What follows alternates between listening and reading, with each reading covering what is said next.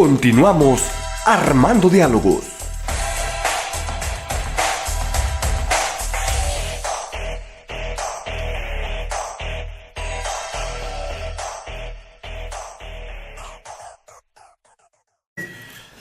Pues aquí estamos, tocayo. Aquí estamos ahorita en México con algunas problemáticas de los procesos electorales que se avecinarán. Pero, tocayo, quiero salirme antes de meter a eso. Vámonos al mundo. Aunque, por ejemplo, el otro día Fabricio, ¿cóo se llama? Mejía, un analista bueno, bastante bueno. De Sin embargo, así. Sí. Dice que a muchos mexicanos no nos interesa mucho el mundo, si nos interesa más bien los chismes, que si Lili Telles dijo esto, que si el PT no quiere votar, todo esto. Lo de los narcos, el Mencho. El Mencho, perdón. Y esas cosas nos gustan porque aparentemente es más inmediato. Pero lo que hace Fabricio es reflexionar que el mundo también nos está afectando. Vamos a pensar solamente por un instante todo lo que el mundo nos está afectando. Así. Para empezar, el precio de la gasolina está en el péndulo, toca. O sea, el precio de la gasolina se disparó y entonces hay una presión para que los precios pueden subir en cualquier momento. Nos beneficia porque vendemos petróleo, pero nos afecta porque creo que Hacienda dijo que puede sostener 5 o 6 pesos nada más. No más. No más. Pero esto viene a hablar. Oye, también me llama mucho la atención. Me acuerdo, y no quiero ser tampoco grosero con algún. Me acuerdo que ¿te acuerdas de este panista Anaya? Ah, sí, que lo han criticado mucho, ¿verdad? Lo han criticado mucho, que decía, el petróleo ya está superado, las energías que vienen. Son las energías nuevas. Y han tupido como diciendo, ya ves que decías eso, y ahorita el centro vital de esta lucha sigue siendo el petróleo. Sí, es que las reservas, estaba yo leyendo que las reservas internacionales de petróleo todavía pueden mover al mundo fácilmente en los próximos 50. Incluso hay reservas en Irán, por ejemplo, de más de 100 años, para 100 años. Y además de eso, está el asunto de que todo lo eléctrico y todo lo nuevo no es tan barato, no es tan fácil todavía, porque hubo la idea de que en Europa iba a haber un tope donde ya no se iban a producir vehículos de gasolina y ahí iba a ser todo eléctrico y ya lo echaron para abajo. Claro. Todavía el petróleo sigue tan así que la noticia última es que Trump está anunciando la construcción de una refinería después de 50 años que Estados Unidos no promovía una refinería en Texas, y se está hablando de todo un proyecto que podría involucrar $300 mil millones. Quiere decir que todavía este mundo se va a seguir moviendo con que podría ser muy contaminante, muy antiguo, pero todavía las guerras que hemos tenido en los últimos tiempos, y seguramente la guerra contra Irán no tiene otra motivación. Venezuela fue el petróleo. Ahora Irán sigue siendo el petróleo, más otras cosas. Fíjate, un detalle interesante. En Europa, que ahora Europa está pasando a ser como nada. Antes Europa era un referente absoluto y un indicador de progreso y de bienestar y de reglas y de... ¿Qué crees? En Europa se está empezando a usar otra vez el carbono. Y no tanto el petróleo, porque ahora les es difícil dos cosas. El petróleo que les llegue y el gas. Y ahora Europa está usando otra vez, como en el siglo XIX, por lo menos a la mitad del siglo XIX, el carbón para dejar otra vez potenciar ciertos niveles energéticos.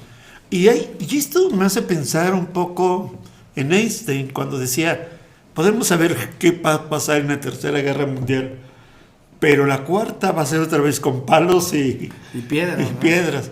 Y algo está pasando así, hay un retroceso monumental con todo esto. A lo básico, ¿verdad? Sí, sí. Y bueno, seguimos en la tónica de que en las noticias mundiales o de los conflictos mundiales parecería que no nos afectan. Hablamos ya del asunto de la gasolina, del petróleo. Y lo cierto es que somos frontera, y somos frontera con el país más desestabilizante y bélico de los últimos años. O sea, estamos hablando de Estados Unidos encabezados por Trump. Somos nuestro principal socio comercial. Sí. Esto de los aranceles Zambalea también. Andamos ahí haciendo dribbling, ¿no? Para que no nos peguen tanto. Estamos pendientes de si la presidenta habló o no con Trump y si Trump la elogia o no la elogia. La elogia, pero la golpea a la vez. Pero sí, ahora hay que decirlo con todas sus letras. Acaba de haber una gran reunión, y por eso lo internacional es muy importante, una gran reunión de los líderes conservadores con Trump. De Latinoamérica, ¿verdad? ¿Verdad? Que por cierto ahí Trump se aventó una frasecita así como muy malvada, ¿verdad? No voy a aprender su maldito idioma, dijo. O sea, refiriéndose al español. Y ahí tienes a Milei teniendo que intervenir en inglés para medio salvar quedar bien con Trump, ¿no? Sí, pero en esa reunión, más allá de que no fue invitado México, no fueron invitados los gobiernos Brasil, que de alguna manera Trump considera enemigos o adversarios. O no compatibles, mínimo. Y que representan el 60% de la economía de América Latina. Estamos hablando de Brasil, decíamos, ¿qué más? Colombia. Colombia y México. Y también ahí está el debate de que en su discurso se habló de su lucha contra el narcoterrorismo. Y diciendo que México es el epicentro. Que México es el epicentro. Entonces no es un discurso secundario. Ahora hay que decirlo que son discursos, hay que decirlo también que son discursos no de una persona muy congruente o que tenga un interés genuino en resolver algunos problemas. Porque recuérdese usted que cuando el gobierno mexicano hizo el operativo y eliminó al Mencho, Trump no dijo nada. Se pasaron horas, días y demás, porque le molestó que el propio gobierno mexicano haya resuelto o haya combatido a uno, porque para ellos todo el asunto de las drogas y del narcoterrorismo es un pretexto para su intervención en otros países. O sea, realmente, si tuvieran realmente un interés genuino por combatir a estos grupos, para empezar, cerraban la frontera no para los migrantes, sino la frontera para el tráfico y la venta de armas y el control también de sus propios narcos terroristas que tienen en su propio territorio y que distribuyen la droga. Entonces, esto es mucho un discurso para arrodillar a otros países. Entonces, ahí lo que pasa en el mundo, lo que le afecte a Trump, todo lo que sucede, también nos afecta a nosotros. Y de hecho un poquito la guerra de Irán, hay que decirlo, lo distrae un poquito, como que por voltear al Medio Oriente y las dificultades del Medio Oriente, así como que nos suelta un rato. Ahorita quiero volver con Trump y Irán. A lo mejor en el último segmento le metemos candela. Pero también me quiero detener todavía en lo que está pasando. Digamos, fíjate, yo por ejemplo cuando me puse a estudiar derechos humanos, se decía mucho que la ONU había construido un gran instrumento de conciliación y arbitraje, por decirlo así, de los conflictos internacionales. Hoy todo eso ha colapsado. Luego, se decía también que la ONU aparece después de la Segunda Guerra Mundial, por eso este sentido de conciliación. Y se decía que para que nunca ocurrieran cosas similares, también se va a crear un organismo sobre derechos humanos, en el 48, 45, el 48. Bueno, tocayo, crecimos, vivimos bajo ese amparo de que había un organismo internacional. Y si hoy alguien habla de la ONU, ¿quién habla de la ONU? Nadie habla de la ONU. O sea, es un organismo superado, toda la reglamentación internacional colapsada. Para los que son estudiosos del derecho internacional, pues yo me pongo a pensar que ya perdieron su objeto de estudio, ¿no? Ya no tienen que estudiar nada porque ahorita es la ley de la selva otra vez. Y si había una idea de la dignidad humana y los derechos humanos... Y los derechos de los niños. Y los derechos de los niños. Todo eso, tocayo, ha explotado en estos días. O en esos últimos años. En meses. Y a mí me llama mucho la atención de qué manera las cosas aparentemente se sostienen estructuralmente, políticamente, pero de repente pueden ensayar todo eso en un abrir y cerrar de ojos.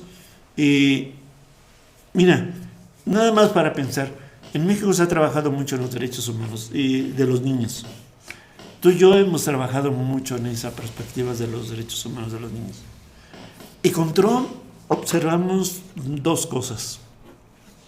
Hay una caricatura que se hizo célebre en estos últimos días, donde hay una bomba que está cayendo, un Tomahawk, una de las bombas más crueles y viles que tiene Estados Unidos para amedrentar y golpear a otros países.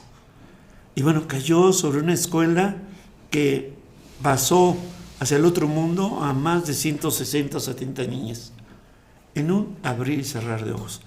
Y lo que están diciendo es, Trump o ama a las niñas para violarlas, o sea, eso no es amor, pero o bien... Con todo el escándalo de Epstein, ¿eh? Sí, o bien las mata. Así que los que nos hemos dedicado a los derechos humanos de los niños, tocayo, estamos casi en el limbo, porque no tenemos ya ninguna... Sí. Hay una investigación internacional que este misil Tomahawk que impactó esta escuela, pues nada más las tiene Estados Unidos. Nada más. Y le preguntó un reportero a Trump y luego dice, pues voy a esperar el reporte correspondiente y podré vivir con eso, o tendré que vivir con eso. Pero obviamente pues no hay empatía, no hay escrúpulos, porque finalmente Estados Unidos tiene una capacidad técnica para dirigir ese tipo de armas, ¿verdad? O eso presumen, ¿verdad? Que las famosas armas inteligentes, desde hace 10, 15 años ellos han presumido eso, desde la guerra de Irak. Y de hecho todos los Tomahawks que ya llega a vender Estados Unidos, tanto Inglaterra como Francia, no lo tienen muchas naciones, solamente son operados cuando da el visto bueno a Estados Unidos. Fíjate. Entonces, pues se está haciendo tonto. Es terrible. Y siguiendo esta tónica de que luego no nos interesa lo que pasa en el mundo, y sobre todo en este caso con Trump, que afecta a todo el mundo internacional, está el asunto de los migrantes. Este asunto de los migrantes, que se ha filtrado la información de que en reunión con republicanos, que es el partido de Trump, les ha dicho que le van a bajar la información y las declaraciones en torno a los migrantes, porque han descubierto que eso les ha generado mucho rechazo al interior de Estados Unidos.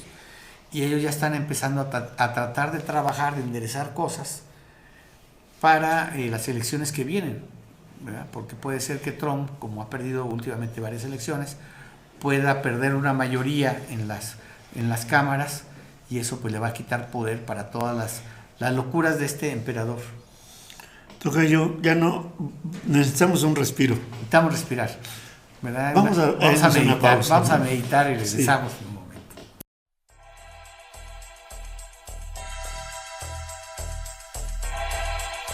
En un momento, continuamos.